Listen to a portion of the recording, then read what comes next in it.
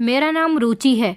मेरी उम्र अब 27 साल है, लेकिन जब मैं 9 साल की थी तब मेरे साथ एक बहुत बड़ा हादसा हो गया था। मैं 9 साल की थी तब मैं बहुत मासूम थी और अपने माता पिता की लाडली थी। मेरे 2 भाई थे। मेरी ज़िंदगी बहुत अच्छी गुजर रही थी। मेरा पूरा परिवार मुझसे बहुत प्यार करता था। ज़िंदगी में खुशियां ही खुशियां थीं और किसी चीज़ की कमी नहीं थी। मगर मैं नहीं जानती थी कि एक दिन एक इतना तेज़ हवा का झोंका आएगा और मेरी पूरी ज़िंदगी को बदल कर रख देगा, यहाँ तक कि मेरी पूरी ज़िंदगी बर्बाद होकर रह जाएगी। मैं नहीं जानती थी कि मेरे साथ कुछ ऐसा भी हो सकता है जिसकी वजह से मैं पल पल सिसकती रहूंगी। 9 साल की उम्र में ही मुझसे मेरी इज्जत छीन ली जाएगी। मेरे साथ इतना घिनौना खेल खेला जाएगा जिसकी वजह से मैं किसी को मुंह दिखाने काबिल नहीं रहूंगी, सर उठाकर जिंदगी गुजारने काबिल नहीं रहूंगी। वो दिन मेरी जिंदगी का सबसे खतरनाक दिन था, जब सब कुछ बिल्कुल ठीक चल रहा था और मैं स्कूल नहीं जाना चाहती थी, लेकिन फिर भी मेरी मम्मी ने ज़बरदस्ती मुझे स्कूल भेज दिया था, क्योंकि उस दिन मेरा इंग्लिश का टेस्ट था और टेस्ट देना बहुत ज़रूरी था। मेरी मम्मी मेरी पढ़ाई को लेकर बहुत सीरियस थी। मैं अपने 2 भाइयों की इकलौती बहन थी। दोनों भाई मुझसे बड़े थे, पढ़ाई में ज़्यादा इंटरेस्टेड नहीं थे, लेकिन मेरी मम्मी का कहना था कि मैं अपनी बेटी को खूब पढ़ाऊंगी और किसी काबिल बनाऊंगी। जबकि मेरे पापा एक बड़ी सी कंपनी में नौकरी किया करते थे और मेरे पापा ने सोच रखा था कि भाई जैसे ही बड़े हो जाएंगे पापा उनको अलग से बिजनेस करवा देंगे। मम्मी पापा बहुत चाहते थे कि मेरे दोनों भाई भी पढ़ लिख जाएं, ज़्यादा नहीं तो इंटर तक ही अपनी पढ़ाई कंप्लीट कर लें। मगर दोनों ही भाई खेल में इतने मगन रहते थे कि पढ़ना ही नहीं चाहते थे। जिंदगी इसी तरह से हंसी खुशी गुजर रही थी। मेरा टेस्ट था और आज मेरी सुबह से ही तबीयत ठीक नहीं थी। मैं स्कूल नहीं जाना चाहती थी। कुछ दिनों से मैं भी अपने भाइयों के साथ खेल में ज़्यादा ध्यान देने लगी थी और आज जब मैं अपनी तबीयत की वजह से मम्मी को स्कूल जाने से मना कर रही थी तो मम्मी को यही लग रहा था कि मैं खेलने की वजह से स्कूल जाने से इनकार कर रही हूँ। मम्मी ने ज़बरदस्ती मुझे स्कूल भेज दिया। सुबह के समय मुझे पापा स्कूल छोड़ने के लिए जाया करते थे और दोपहर को स्कूल से मम्मी लेने आती थी। आज सुबह से ही मम्मी की भी तबीयत ठीक नहीं थी, इसलिए मम्मी ने मुझे सुबह ही कह दिया था कि आज तुम स्कूल की लड़कियों के साथ घर आ जाना। वैसे भी स्कूल हमारे घर से ज़्यादा दूर नहीं था, करीब में ही था। हमारे आसपास में रहने वाली बहुत सारी लड़कियां मेरे स्कूल में पढ़ती थीं। मम्मी के इतना कहने पर मैं मान गई थी और स्कूल चली गई। मगर ना जाने क्यों आज सुबह से ही मेरा दिल बहुत बेचैन हो रहा था।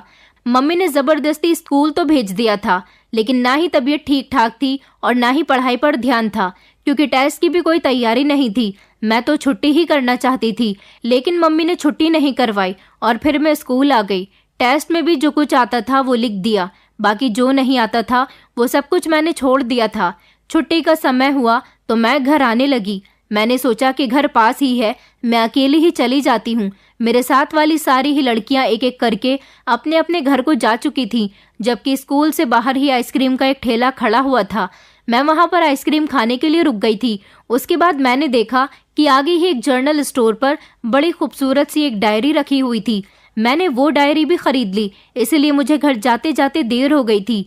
चलते चलते मैं अपने घर से थोड़ी सी दूरी पर आ गई थी, तभी अचानक एक गाड़ी आई और उन लोगों ने मुझे ज़बरदस्ती खींचकर अपनी गाड़ी में बैठा लिया। मैं चीखना चाहती थी, मगर वो जवान लड़के थे। उन्होंने मेरे मुंह पर हाथ रख लिया। वो लोग नशे में लग रहे थे। ये 4 लड़के थे। मुझे कार में बिठाकर ना जाने कहाँ लेकर जा रहे थे। गाड़ी लगातार चलती जा रही थी। मैं ज़ोर ज़ोर से चीखने की कोशिश कर रही थी। उन लोगों ने मेरे मुंह पर हाथ रख दिया था। मेरी आंखों से आंसू निकल रहे थे। मेरे कंधों से मेरा स्कूल बैग भी उतार दिया गया था। मेरी कुछ समझ नहीं आ रहा था कि मैं क्या करूं। जब इन लड़कों ने मुझे गाड़ी में बिठाया था तब शायद मुझे किसी ने देखा भी नहीं होगा, क्योंकि जिस रास्ते से मैं आ रही थी वो सुनसान सा इलाका था। न जाने ये लोग मुझे अपने साथ कहाँ लेकर जा रहे थे। मेरी आंखों से लगातार आंसू निकल रहे थे। मेरी समझ नहीं आ रहा था कि मैं क्या करूं। मैं मन ही मन में अपने मम्मी पापा को बहुत याद कर रही थी। मन कर रहा था कि वो लोग मुझे इन दरिंदों से बचाकर अपने साथ ले जाएं, मगर उनको तो पता ही नहीं था कि उनकी बेटी कहाँ चली गई है, तो फिर वो लोग मुझे कैसे बचा सकते थे। मेरी कुछ समझ में नहीं आ रहा था। थोड़ी ही दूरी पर आने के बाद गाड़ी एक बड़े से घर के बाहर आकर रुक गई थी और फिर इन चारों लड़कों ने एक एक करके गाड़ी से उतरना शुरू किया और फिर उसके बाद इन्होंने मुझे भी गाड़ी से उतार दिया। मैं इन लड़कों के सामने हाथ जोड़कर कहने लगी कि भैया प्लीज़ मुझे मेरे मम्मी पापा के पास लेकर चलो। आप लोग मुझे कहाँ लेकर आए हो? मैं तो आपको जानती भी नहीं हूँ। वो लड़के मेरी बात सुनकर कहने लगे कि हम तुम्हारे भाई नहीं हैं। तुम इतनी सी उम्र में इतनी खूबसूरत हो तो जवान होने के बाद तुम ना जाने अपनी खूबसूरती से कितने लड़कों का दिल बेहाल करोगी, लेकिन हम अभी से ही तुम्हारी खूबसूरती का मज़ा चखना चाहते हैं। उस समय मैं उन लोगों की बात का कोई मतलब समझ नहीं पाई थी कि आखिर वो क्या कहना चाह रहे हैं। मैं फूट फूट कर रो रही थी, मगर कोई भी मेरी बात सुनने को तैयार नहीं था। ये सारे ही लड़के 16 साल की उम्र से लेकर 19 साल तक की उम्र के थे। इनमें से एक लड़का जिसका नाम नक्श था, वो बार बार यही कह रहा था कि इस लड़की को सिर्फ मेरे हवाले कर दो, तुम लोग प्लीज़ कोई जवान लड़की लेकर आ जाओ, मुझे ये लड़की बहुत सुंदर लग रही है। मगर वो लड़के मान ही नहीं रहे थे। हाँ, पर उन लोगों में ये बात ज़रूर तय हो गई थी कि सबसे पहले नक्श इस लड़की का फ़ायदा उठाएगा और उसके बाद हम लोग। फिर वो लोग मुझे घर के अंदर लेकर चले गए। ये घर खाली पड़ा हुआ था, शायद इन लड़कों में से ही किसी का घर था। इस घर में कोई भी नहीं रहता था। वो लोग ज़बरदस्ती मुझे खचेड़ते हुए कमरे के अंदर ले गए और फिर सबसे पहले नक्श नाम का लड़का मेरी इज्जत ख़राब करने के लिए कमरे के अंदर आया था।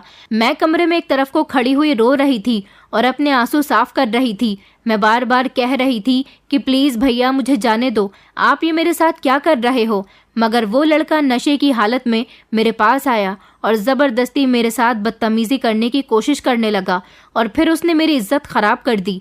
मैं मासूम बच्ची थी। इस उम्र में ये सदमा मैं बर्दाश्त न कर सकी। आखिरकार एक दरिंदे ने मेरे साथ अपनी हवस पूरी कर ली थी। उसके बाद बाकी के 3 भी कमरे में आए और उन्होंने भी एक एक करके मेरे साथ अपनी हवस को पूरा किया। मैं बेहोश हो चुकी थी। मेरी हालत बहुत बुरी थी।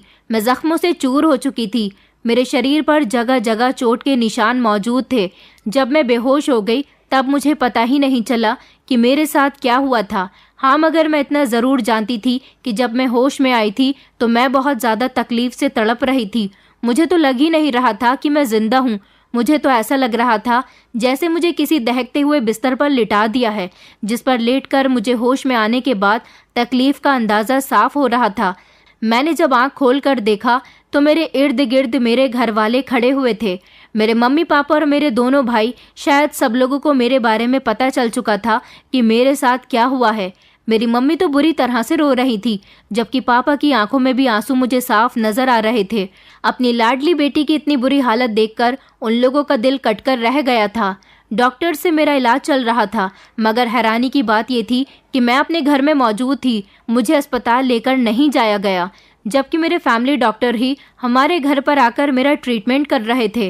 वो मेरा ख्याल रखने के लिए अपने साथ एक नर्स को भी लेकर आए थे।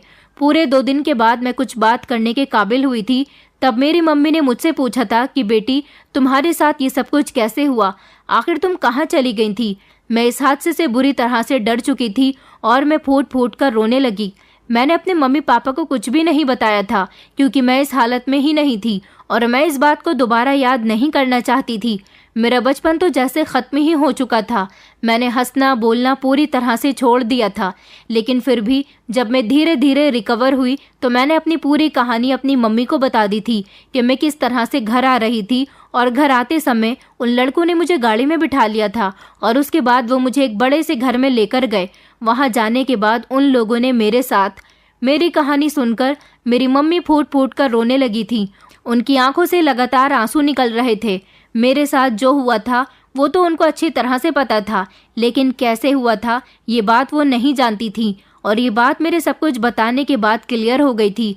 मम्मी पछताने लगी थी कि उस दिन अगर वो मुझे स्कूल से लेने आ जाती तो शायद मेरे साथ ये सब कुछ ना होता, या फिर वो मेरे मना करने पर मुझे स्कूल भी नहीं भेज सकती थी। तब भी शायद मैं बच जाती, मगर मेरे भाग्य में शायद ऐसा ही होना लिखा हुआ था। मेरा सबसे बड़ा भाई 13 साल का था, जबकि दूसरा भाई 11 साल का था और मैं 9 साल की थी। इसके बावजूद भी उन लोगों को पता चल चुका था कि उनकी छोटी बहन के साथ क्या हुआ है। मैं मासूम बच्ची थी, मेरी इज्जत और दागदार न हो जाए, इसीलिए मेरे घर वालों ने पुलिस में उन लड़कों के खिलाफ रिपोर्ट दर्ज नहीं करवाई, क्योंकि वो लोग भी अच्छी तरह से जानते थे कि वो लड़के ज़रूर किसी अमीर बाप के बेटे होंगे। जब वो इतनी हिम्मत के साथ ये सब कुछ कर सकते हैं तो फिर वो लोग अपनी दौलत के बलबूते पर पुलिस से छुटकारा भी पा सकते हैं। बस यही सोचते हुए मेरे घर वालों ने खामोश रहना ही बेहतर समझा। इस तरह मेरे आरोपियों को सज़ा नहीं मिली और वो सरेआम घूमते रहे। धीरे धीरे मैं जवान हो गई, लेकिन फिर भी मेरी इस कहानी ने मेरा कहीं तक पीछा नहीं छोड़ा, क्योंकि मेरे घर वालों ने भले ही ये बात लोगों से छुपानी चाहिए कि उनकी बेटी की इज्जत के साथ बचपन में ही खिलवाड़ किया गया है, मगर फिर भी ये बात नहीं छुपी। आसपास के लोगों को ये बात अच्छी तरह से पता थी, क्योंकि जब मैं समय से अपने घर नहीं पहुंची थी तो मेरे घर वाले परेशान हो गए थे। मम्मी ने पापा को ऑफिस में ही फोन कर दिया था कि शाम के 5 बज गए हैं, मगर बेटी अभी तक घर वापस नहीं आई, जबकि उसके स्कूल की छुट्टी तो 1 बजे हो गई है। मेरे स्कूल में पढ़ने वाली आसपास की सारी लड़कियों से भी मम्मी ने पूछताछ कर ली थी। उन लोगों ने भी यही बताया था कि मैं स्कूल से समय पर ही निकली थी, मगर घर क्यों नहीं पहुंची ये बात वो नहीं जानती। इस वजह से मम्मी और ज़्यादा परेशान हो गई थी और उन्होंने पापा को कॉल कर दी। पापा भी ऑफिस से जल्दी घर आ गए और मुझे तलाश करने लगे। आसपास के काफ़ी सारे लोगों ने मुझे तलाश किया। हमारे कुछ रिश्तेदारों के घर भी उन्होंने फ़ोन कर दिया, मगर मेरा कुछ पता नहीं चल सका था। मेरी इज्जत खराब करने के बाद उन दरिंदों ने रात के अंधेरे में मेरे स्कूल के गेट पर ही बुरी हालत में मुझे फेंक दिया था। पुलिस ने मेरी गुमशुदगी की रिपोर्ट 24 घंटे से पहले नहीं लिखवाई जा सकती थी। किसी ने मेरे पापा को फ़ोन करके बता दिया कि आपकी बेटी स्कूल के बाहर स्कूल यूनिफॉर्म में ही गंभीर हालत में पड़ी हुई है, आकर अपनी बेटी को ले जाओ। जिस पर मेरे मम्मी पापा बुरी तरह से घबरा गए और वो लोग मुझे लेने के लिए निकल गए। जब उन्होंने मुझे स्कूल के बाहर गंभीर हालत में पड़े हुए देखा तो उनके होश उड़ गए थे, जबकि मेरी मम्मी मुझे देखकर समझ चुकी थी कि मेरे साथ क्या हो चुका है। पापा उसी समय पुलिस में रिपोर्ट लिखवाने के लिए जा रहे थे, मगर मम्मी ने उनको रोक लिया था। उन्होंने कहा था कि हमें पहले अपनी बेटी का इलाज करवाना चाहिए, और यही वजह थी कि मम्मी ने पापा को अस्पताल जाने से भी रोक लिया। कहा कि हमें अपनी बेटी का इलाज घर में ही करवाना होगा, इस तरह हमारी बेटी बदनाम हो सकती है। आखिर बेटी की पूरी जिंदगी का सवाल है। बेटे की इज्जत का ख्याल रखने के चक्कर में उन्होंने ना तो मेरा इलाज अस्पताल में करवाया और ना ही पुलिस में उन दरिंदों के खिलाफ रिपोर्ट लिखवाई थी। उन लोगों को लगता था कि ऐसा करने से उनकी बेटी सारी जिंदगी सर उठाकर जी सकती है, मगर उनको ये नहीं पता था कि ये दुनिया बहुत ख़राब है, किसी की लाचारी का फ़ायदा खूब उठाना जानती है। मैं तो जैसे तैसे ठीक हो गई थी। वक्त के साथ साथ मेरे शरीर के जख्म तो भर गए थे, लेकिन मेरे दिल पर और मेरी इज्जत पर जो दाग लग चुका था वो शायद सारी ज़िंदगी नहीं भर सकता था। मेरी पढ़ाई तो उस वहशतनाक दिन के बाद से ही ख़त्म हो चुकी थी, यहाँ तक कि मेरे दिल से जीने की तमन्ना भी ख़त्म हो गई थी, मगर फिर भी मैं एक जिंदा लाश बनकर जी रही थी। बचपन से जवान होने तक का ये सफ़र मेरे लिए एक बहुत बड़ी मुश्किल का सामना था, क्योंकि लोगों की बातों के डर की वजह से मैंने घर से बाहर निकलना तक बंद कर दिया था। आसपास के लोग और मेरे कुछ रिश्तेदार इस बारे में अच्छी तरह से जानते थे कि मेरे साथ क्या हुआ है, क्योंकि रिश्तेदारों और आस पड़ोसियों को तो बात का बतंगड़ बनाने के लिए एक छोटी सी बात का ही इशारा काफ़ी होता है, और मेरे साथ तो वैसे भी एक इतना बड़ा हादसा हो चुका था। मेरे बड़े भाई की शादी हो चुकी थी, उनकी पत्नी हमारे घर आ गई थी। मैं अपने भाई की शादी में भी शामिल नहीं हुई थी। मेरी भाभी दूसरे शहर की थी। ऐसा इसलिए था क्योंकि अपने शहर में अगर मेरे पापा कहीं भी मेरे भाई के लिए लड़की देख रहे थे तो उन लोगों को मेरी हकीकत के बारे में पता चल जाता था, और मेरी वजह से मेरे भैया का रिश्ता नहीं लग पा रहा था। इसी बात को छुपाने की वजह से मेरी मम्मी ने दूसरे शहर की लड़की को भैया के लिए पसंद कर लिया था, और इस तरह हमारे घर भाभी आ गई थी। मेरे भैया भाभी के साथ खुशी खुशी जिंदगी गुजार रहे थे। मैं अभी भी घर में ही रहती थी। वक्त और हालात ने मुझे बहुत तंग किया था। कुछ लोगों की बातें भी मुझसे बर्दाश्त नहीं होती थी, क्योंकि हमारे घर आने वाले मेहमान मुझे किसी न किसी बात पर ताना मार ही देते थे, जिसकी वजह से अपने बचपन में होने वाले इस हादसे को मैं अपने दिलो दिमाग से नहीं निकाल सकी थी, क्योंकि लोग किसी न किसी बात पर मुझे ये बात याद दिला देते थे कि बचपन में मेरी इज्जत के साथ खिलवाड़ हुआ है। फिर एक दिन पापा भी हम लोगों को इस दुनिया से छोड़कर चले गए। छोटे भाई की नौकरी दूसरे शहर में लग गई थी और वो वहीं पर परमानेंट शिफ्ट हो गया था। वहीं नौकरी करता था और वहीं पर ही रहता था। कभी कभी हम लोगों से फ़ोन पर बात कर लिया करता था। मम्मी को अपने बेटों पर बिल्कुल भी विश्वास नहीं था, क्योंकि मेरा छोटा भाई गलत लड़कों की संगत में पड़ चुका था और भूल गया था कि वो एक संस्कारी परिवार का बेटा है। कुछ समय बीत गया तो पता चला कि मेरे छोटे भैया ने भी अपनी पसंद की लड़की के साथ दूसरे शहर में शादी कर ली है और अब हम लोगों के साथ नहीं रहना चाहते। बड़ी भाभी से भी आखिर ये बात किस तरह से छुप सकती थी कि इस घर में रहने वाली उनके पति की बहन के साथ बचपन में उसका कुंवारापन छीन लिया गया था। इसलिए भाभी ने बात बात पर मुझे तंग करना शुरू कर दिया और वो चाहती थी कि ऐसी कैरेक्टरलेस लड़की इस घर में ना रहे, जल्द से जल्द इसकी शादी कहीं और कर दी जाए। भाभी बात बात पर मुझे ताने देती थी। अब घर में मैं, भैया, भाभी और मम्मी ही रह गए थे। मम्मी सब कुछ जानती थी, फिर भी भाभी से कुछ नहीं कह सकती थी। भैया भाभी से कुछ नहीं कहते थे, बल्कि और भाभी का साथ देते थे और मम्मी से कहते थे कि जल्द से जल्द अपनी बेटी की शादी कहीं पर भी कर दो, क्योंकि इसके साथ बचपन में जो हुआ है वो हमारी जिंदगियों पर पहले ही काफ़ी असर डाल चुका है। हम नहीं चाहते कि हमारी ज़िंदगी और ज़्यादा मुश्किल से गुजरे, इसलिए इसकी शादी करने के बाद इसे इतना दूर भेज दिया जाए कि इसका साया भी हम लोगों पर ना पड़े। मेरी मम्मी भैया को बहुत समझाने की कोशिश करती थी कि ये तुम्हारी बहन है, इसने कुछ गलत नहीं किया, बल्कि इसके साथ गलत हुआ था। लेकिन भैया कहते थे कि इसके साथ गलत हुआ था तो आखिर इसमें हमारा क्या कसूर है, सारा ज़माना हमें इसकी वजह से बुरा भला कहता है। अब इसकी शादी कर दो, हम इसे अपने घर में और ज़्यादा बर्दाश्त नहीं कर सकते। मैं मम्मी के गले से लिपटकर फूट फूट कर रोती थी और उनसे कहती थी कि अगर उस दिन आपने मेरे आरोपियों को सज़ा दिलवा दी होती तो शायद आज मुझे लोगों की बातें सुनकर इतना अफसोस ना करना पड़ता। जिन्होंने मेरे साथ गलत किया है वो सर उठाकर इस दुनिया में जी रहे हैं और मैं अपना सर छुपाकर इस घर में रहती हूँ। मेरी मम्मी रोते रोते कहती थी कि मुझे माफ़ कर दो बेटी, बेटियों की इज्जत बहुत कमज़ोर होती है। उस समय तुम्हारे साथ जो हुआ था, मैं नहीं चाहती थी कि तुम्हारी ज़िंदगी पर इसका और बुरा असर पड़े, मगर मैं नहीं जानती थी कि तुम्हारा वो बीता हुआ कल आने वाले कल पर इतना भारी पड़ने वाला है। तुम फिक्र मत करो, मैं तुम्हारी शादी कर दूंगी, तुम अपनी ससुराल में खुश रहोगी। मैंने मम्मी से कहा कि मैं शादी नहीं करना चाहती, पहले ही मैं लोगों की काफ़ी सारी बातें सुनती हूँ। अब मैं नहीं चाहती कि ससुराल जाने के बाद भी लोगों की उल्टी सीधी बातों का मुझे शिकार बनना पड़े। मम्मी कहती थी कि तुम फिक्र मत करो, मैं तुम्हारी शादी किसी ऐसे परिवार में करूँगी जो लोग तुम्हें अपनी हथेली का छाला बनाकर रखें। जिस दिन से भाभी को मेरी इस हकीकत के बारे में पता चला था, उस दिन से भाभी ने मुझे घर की नौकरानी बनाकर रख दिया था और खुद सारा दिन घर में आराम करती थी। मम्मी बीमार रहती थी, इसलिए मुझे मम्मी का भी ख्याल रखना होता था। भैया तो जैसे भाभी के पल्लू से बंध कर रह गए थे। छोटे भैया को तो हम लोगों की कोई फिक्र ही नहीं थी। उनका भी यही कहना था कि उन्होंने अपनी बहन की वजह से यहाँ खामोशी से शादी कर ली है, वरना उनके भाई की तरह उनके रिश्ते में भी उनकी बहन की वजह से रुकावट बार बार आती रहती। मैं सबकी बातें खामोशी से सुन सुनकर सब्र करती रहती थी। आखिर मैं इसके अलावा और कर भी क्या सकती थी। मेरे पापा तो इस दुनिया से जा चुके थे, इसलिए हम दोनों माँ बेटी भाई के ही टुकड़ों पर अपनी ज़िंदगी गुजार रहे थे। एक दिन भाभी ने भैया को मेरे एक रिश्ते के बारे में बताया और भैया को लड़के का फ़ोटो भी दिखा दिया था। भैया ने मम्मी को लड़के का फ़ोटो दिखाया तो उस समय मैं भी कमरे में मौजूद थी। लड़के का फ़ोटो देखकर मम्मी खामोश हो गई थी।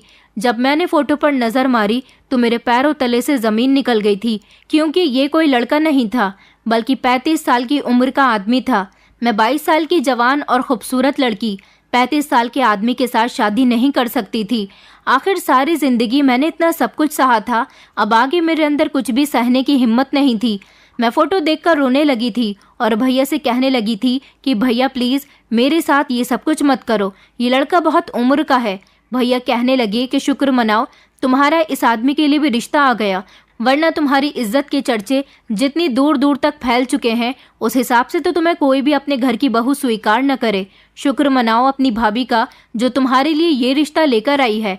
तुम्हें पता है ये रिश्ता तुम्हारे लिए कितनी दूर से आया है। ये लड़का गांव का रहने वाला है, अच्छा खासा कमाता है। इन लोगों को हमने तुम्हारी फ़ोटो भेज दी है, तुम इन्हें पसंद आ गई हो और वो लोग सिंपल तरीके से शादी करने के लिए अगले हफ्ते आ रहे हैं।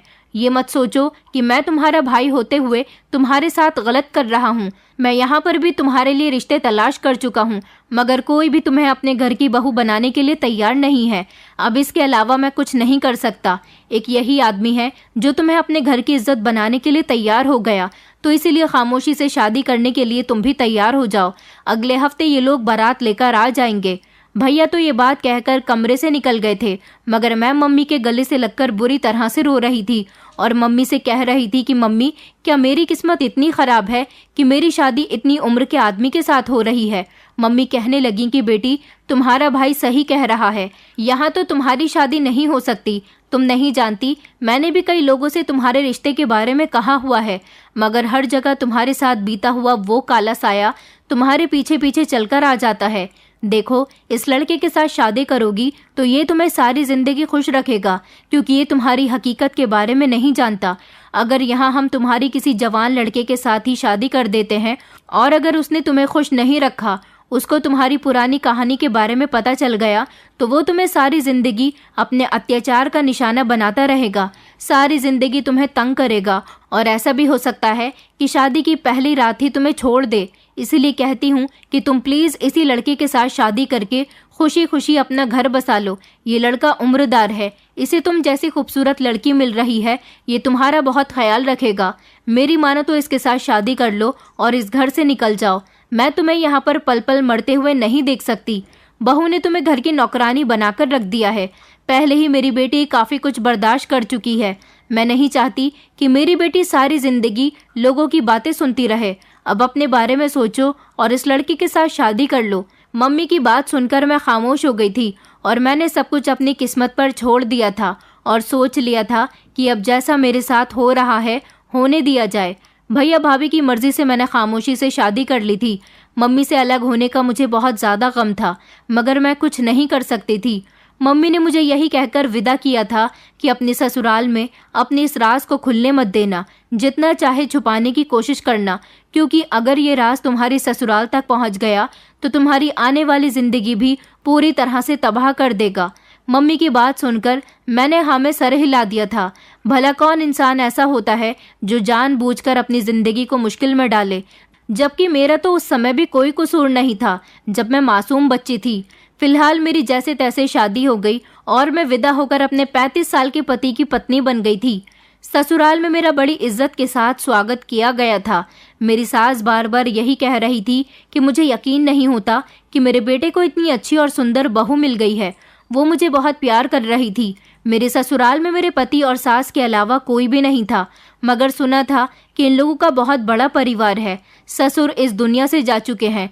2 नंदे हैं, वो दोनों अपनी ससुराल की हो गई और मेरे पति के 3 भाई भी हैं जो मेरे पति से उम्र में बहुत छोटे हैं और उन तीनों की शादी कई साल पहले हो चुकी है।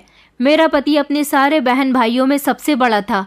न जाने इसने अपनी शादी करने में इतनी देर क्यों लगा दी थी। मेरी सास ने मुझे अच्छे तरीके से तैयार करके मेरे पति के कमरे में बिठा दिया था और अब मैं अपने पति के आने का इंतज़ार कर रही थी। जब मेरा पति कमरे के अंदर आया और मुझे देखते ही वो मेरी खूबसूरती की तारीफ़ें करने लगा। कहने लगा, मैं बहुत भाग्यशाली हूँ जिसे तुम जैसी खूबसूरत और कम उम्र की लड़की मिली है, वरना सारी ज़िंदगी मुझे यही लगता था कि मैं कुंवारा ही रहूँगा, क्योंकि मेरी उम्र इतनी निकल चुकी है कि मुझे कम उम्र की लड़की तो दूर की बात, कोई अपनी लूली लंगड़ी बेटी भी देने के लिए तैयार नहीं था। तुम्हें पाने के बाद मैं बहुत भाग्यशाली हो गया हूँ। अपने पति की बात सुनकर मुझे थोड़ी तसल्ली हुई थी कि चलो मेरा पति एक अच्छा इंसान लग रहा है, मगर मुझे यही डर था कि अगर मेरे बारे में मेरे पति को चल गया तो ना जाने क्या होगा। सुना है कि कुंवारेपन के बारे में शादी की पहली रात ही पता चल जाता है। मैं तो बार बार भगवान से यही प्रार्थना कर रही थी कि मेरे पति को मेरे बारे में कुछ पता न चले, और अगर पता चल भी जाए तो वो मुझे माफ़ कर दे, क्योंकि मैं अब अपनी ज़िंदगी में और मुश्किलों का सामना नहीं कर सकती थी। बातें करते करते धीरे धीरे मेरा पति मेरे करीब आने लगा। फिर ना जाने मेरे पति के दिल में क्या ख्याल आया कि वो मुझसे दूर हो गया और मुझसे कहने लगा कि रुचि, मैं तुम्हें अपनी ज़िंदगी की एक बहुत बड़ी हकीकत बताना चाहता हूँ। ये बात मुझे तुमसे इस समय करनी तो नहीं चाहिए, मगर मैं तुम्हें इसीलिए बता रहा हूँ क्योंकि मैं नहीं चाहता कि हम दोनों की ज़िंदगी किसी गलतफहमी में गुजरे। हम दोनों अपनी नई ज़िंदगी की शुरुआत प्यार और सच्चाई से करें, तभी अच्छा होगा, क्योंकि झूठ पर कभी रिश्ते कायम नहीं रहते। अपने पति की बात सुनकर अचानक मैं हैरान हो गई थी। न जाने वो अपनी ज़िंदगी का ऐसा कौन सा सच मुझे बताने जा रहा था जिसको बताने के लिए उसकी आंखों में अचानक आंसू आ गए थे। मैं परेशान इसलिए नहीं थी कि वो अपनी ज़िंदगी का कोई सच मुझे बताने जा रहा था, बल्कि मैं इसीलिए परेशान हो रही थी कि अगर वो मुझे अपनी ज़िंदगी का कोई सच बताने जा रहा है तो ज़रूर उसके बदले में वो मुझसे भी मेरी ज़िंदगी के किसी सच के बारे में ज़रूर पूछेगा। अगर ऐसा हुआ तो फिर मैं क्या करूँगी। मैं अभी इस सोच में गुम थी कि मेरा पति कहने लगा, क्या तुम जानना चाहोगी कि मैं तुम्हें क्या बताना चाहता हूँ। मैं खामोश रही थी तो वो कहने लगा कि बस मुझे इस बात का डर है कि कहीं मेरी सच्चाई जानने के बाद तुम मुझे छोड़कर न चली जाओ। मुझे तो वैसे भी अपना डर था। मुझे ऐसा लग रहा था कि मेरी सच्चाई जानने के बाद मुझे मेरा पति न छोड़ दे। इसीलिए मैंने अपने पति को भरोसा दिलाया कि आप बेफिक्र होकर मुझे अपने बारे में बता सकते हो, मैं आपको कहीं छोड़कर नहीं जाऊंगी। मेरे पति ने मुझसे इस बात का वादा ले लिया था और मैंने भी अपने पति को झट से भरोसा दिला दिया था कि वो मुझे अपनी सच्चाई के बारे में बता दें। अपने पति की बात सुनने से ज़्यादा मुझे अपने लिए डर लग रहा था। फिर मेरे पति ने अपनी कहानी बतानी शुरू की।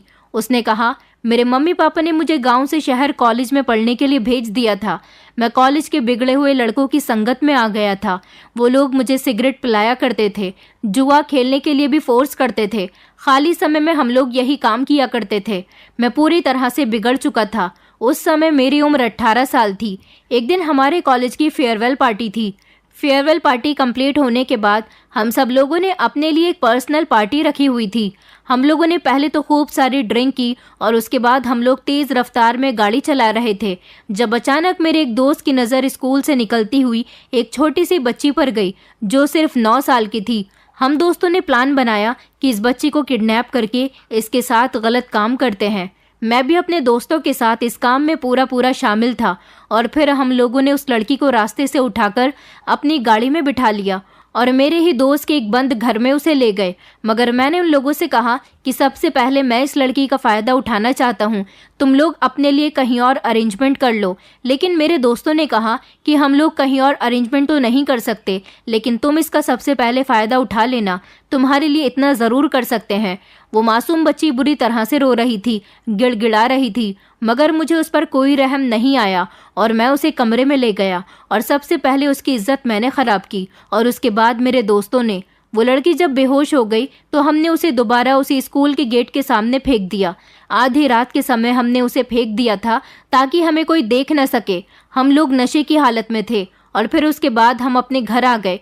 मेरी पढ़ाई पूरी हो चुकी थी। सुबह के समय जब मेरा नशा कम हुआ तो मैं ट्रेन से अपने घर वापस आ गया था। यहाँ आने के बाद पता चला कि मेरी बहन की इज्जत के साथ भी किसी ने खिलवाड़ किया, जबकि मेरी बहन जवान थी। मेरी बहन जिस लड़के से प्यार करती थी उसी ने उसका फ़ायदा उठाया था और वो शादी के लिए भी इनकार कर रहा था। मेरी बहन बुरी तरह से तड़प रही थी। अपनी बहन की तकलीफ मुझसे सही नहीं जा रही थी। बड़ी मुश्किल से हमने अपनी बहन की शादी उसी लड़के के साथ करवाई थी। गांव के कुछ बड़े बड़े लोगों को इकट्ठा किया, पंचायत हुई। पंचायत में फैसला यही हुआ कि मेरी बहन की शादी इसी लड़के के साथ होनी चाहिए जिसने मेरी बहन की इज्जत खराब की है। ऐसा होने से सारे गांव में मेरी बहन की बहुत बेइज्जती हुई थी और साथ साथ मेरी भी खूब बेइज्जती हो रही थी क्योंकि वो मेरी बहन थी। मुझे उस दिन एहसास हुआ था कि जिस बच्चे की मैंने और मेरे दोस्तों ने इज्जत खराब की है, शायद उसके साथ भी ऐसा ही हो रहा होगा। मेरे दोस्तों को शायद इस बात का एहसास ना हुआ हो, मगर मुझे इस बात का पूरा एहसास था क्योंकि मेरी बहन पर जो बीत रही थी वो शायद मेरी वजह से ही हुआ था, क्योंकि मैंने किसी की बेटी की इज्जत खराब की थी। वो भी किसी की बहन थी, किसी की बेटी थी, मासूम बच्ची थी। हमने तो उस पर इतना भी रहम नहीं किया कि वो अभी मासूम है, कुछ जानती भी नहीं है। हमें उसके साथ ऐसा नहीं करना चाहिए था, मगर उस समय नशे की हालत में हमें कुछ दिखाई नहीं दिया। आज इस बात को पूरे 13 साल हो गए। हर रात मेरे सपने में उस मासूम लड़की का चेहरा घूमता रहता है जो मेरे आगे बिलख बिलख कर रो रही थी कि भैया मुझे छोड़ दो, मुझे मेरे मम्मी पापा के पास भेज दो। मगर मैंने उस पर रहम नहीं खाया। शायद उस दिन अगर मैं उसके साथ ऐसा न करता और उसे अपने दोस्तों से भी बचा लेता तो बदले में मेरी बहन के साथ भी कुछ गलत नहीं होता। मैं उस दिन से आज तक रो रो कर उस लड़की से माफ़ी मांगता हूँ। मेरे घर वाले मेरी शादी करना चाहते थे, मगर मैं अभी तक इसीलिए कुंवारा रहा क्योंकि मैं एक लड़की का मुजरिम हूँ।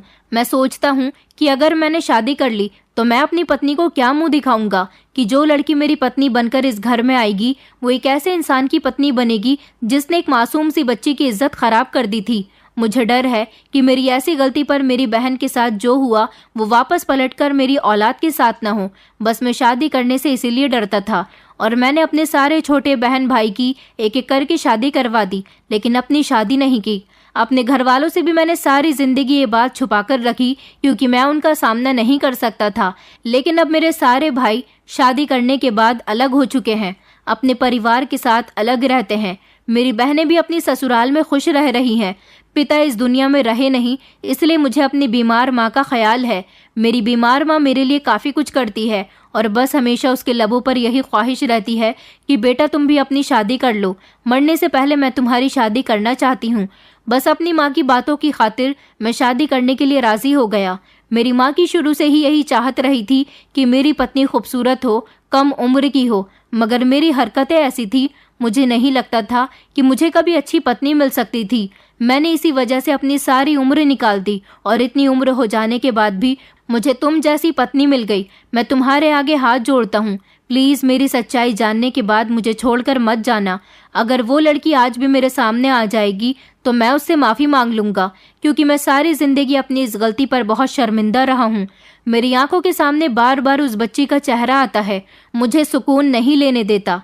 मेरा पति अपनी बात बताकर फूट फूट कर रोने लगा था, मगर अपने पति की बात सुनने के बाद मैंने फैसला कर लिया था कि मैं अपने पति के साथ नहीं रहूंगी और उससे डाइवोर्स मांगूंगी। और मैंने ऐसा ही कहा था।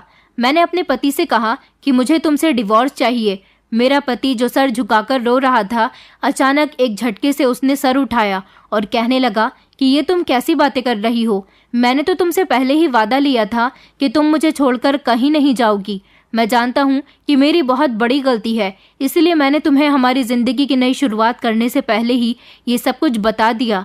मैंने अपने पति के मुंह पर एक ज़ोरदार थप्पड़ मार दिया क्योंकि आज मुझे बहुत ज़्यादा गुस्सा आ रहा था, और उससे कहा कि जिस लड़की की ज़िंदगी तुमने बर्बाद की थी वो लड़की कोई और नहीं बल्कि मैं ही हूँ। मैं ही थी जो स्कूल के रास्ते से आ रही थी और तुम्हारे आगे गिड़गिड़ा रही थी कि प्लीज़ मेरे साथ ये सब कुछ मत करो, मगर तुमने और तुम्हारे दोस्तों ने मेरी ज़िंदगी बर्बाद कर दी। तुम नहीं जानते कि तुम्हारे साथ शादी भी मेरी इसी वजह से हुई है, क्योंकि मेरी इस उजड़ी हुई कहानी के पीछे तुम्हारा हाथ है। मुझसे कोई भी शादी करने के लिए तैयार नहीं हो रहा था। तुम्हारा रिश्ता आने पर मेरे घर वालों ने इसीलिए शादी कर दी कि तुम मुझे खुश रखोगे और मेरे बारे में तुम्हें कुछ पता भी नहीं चलेगा। सारी ज़िंदगी मैंने तुम्हारी वजह से खुशियाँ नहीं देखी, हंसना बोलना मैं भूल गई थी। मेरे ऊपर तुम्हारी वजह से इतने अत्याचार हुए कि मैं सब कुछ बर्दाश्त कर गई। भगवान तुम्हें कभी खुश नहीं रखेगा। मेरा बदला तुमसे ज़रूर लिया जाएगा। तुमने मेरे साथ बहुत गलत किया था। तुम्हारी वजह से सारी ज़िंदगी मैं अपने घर में कैद होकर रही हूँ। मैंने तुम्हारी वजह से क्या कुछ नहीं सहा। ये कहकर मैं फूट फूट कर रोने लगी और मेरा पति हाथ जोड़कर मेरे आगे रिक्वेस्ट करने लगा, कहने लगा कि प्लीज़ मुझे माफ़ कर दो। जितनी गलती मेरे दोस्तों की है उससे कई ज़्यादा गलती मेरी भी है। प्लीज़ मुझे माफ़ कर दो, मैं तुम्हारा गुनहगार हूँ। तुम चाहो तो मुझे जान से मार सकती हो, मगर प्लीज़ मुझे छोड़कर जाने की बात मत करो। आज भगवान ने मुझे मेरी गलतियों की माफ़ी तुम्हें मेरी पत्नी बनाकर दे दी है। उसने ही ये मौका दिया कि मैं तुम्हें अपने सामने बिठाकर तुमसे अपनी गलतियों की माफ़ी मांग सकूं। प्लीज़ मुझे छोड़कर मत जाना, प्लीज़ मुझे माफ़ कर दो। वो बार बार तड़प तड़प कर रो रहा था और मुझसे माफ़ी मांग रहा था। हम दोनों की सारी रात इसी तरह से गुजर गई थी। मेरी समझ नहीं आ रहा था कि मैं क्या करूं। मेरा मन तो यही कर रहा था कि मैं इस इंसान को छोड़कर चली जाऊं, लेकिन ये बार बार यही कह रहा था कि अगर तुम मुझे छोड़कर चली गई तो मैं अपनी जान ले लूँगा, क्योंकि मुझे सारी ज़िंदगी सुकून नहीं मिला, और अगर तुम मुझे माफ़ नहीं करोगी तो शायद जितनी ज़िंदगी रह गई है वो भी बेचैनी से गुजरेगी। इससे अच्छा तो यही होगा कि मैं अपने आप को ख़त्म कर लूँ। उसने मुझसे कहा कि मुझसे जो भी गलती हुई है वो जवानी के जोश की गलती थी, मगर अब ऐसा कुछ नहीं होगा। मैं तुम्हें बहुत खुश रखूँगा। कोई तुम्हें कुछ कहेगा तो उसकी ज़बान खींच लूँगा। मेरी वजह से अगर तुम्हें कोई तकलीफ़ हो तो तुम खुशी खुशी मेरा ये घर छोड़कर चली जाना। मैं तुमसे कुछ भी नहीं कहूँगा। बस प्लीज़ तुम मुझे एक बार माफ़ कर दो और मेरे साथ ज़िंदगी की नई शुरुआत करो। मैं बार बार अपने पति को कोस रही थी, लेकिन फिर तंग आकर मैंने उसे माफ़ कर दिया, क्योंकि कहते हैं ना कि इंसान से गलती अगर हो जाए तो एक बार उसे माफ़ कर देना चाहिए। और मैंने सोच लिया था कि अब मैं अपनी ज़िंदगी में कोई रिस्क नहीं लूँगी। अगर मेरे पति ने भी मुझे कभी तकलीफ़ पहुँचाने की कोशिश की तो मैं उसे छोड़कर चली जाऊँगी। और फिर मैंने अपने पति को माफ़ कर दिया। इस तरह हम दोनों की ज़िंदगी की एक नई शुरुआत हुई थी। मेरे पति ने मुझे इतना प्यार दिया कि मेरे दिल से उसके लिए जितनी नफ़रत भरी हुई थी सब खत्म हो गई। मेरी सास ने मुझे बिल्कुल मेरी माँ की तरह प्यार किया। इस घर में मुझे किसी चीज़ की कमी नहीं थी। मेरे पति ने मुझे इतना प्यार दिया कि कभी मुझे ऐसा मौका ही नहीं मिला कि मैं उसको छोड़कर जा सकूं या उससे कोई शिकायत कर सकूं। आज भी मेरा पति मुझसे बहुत प्यार करता है।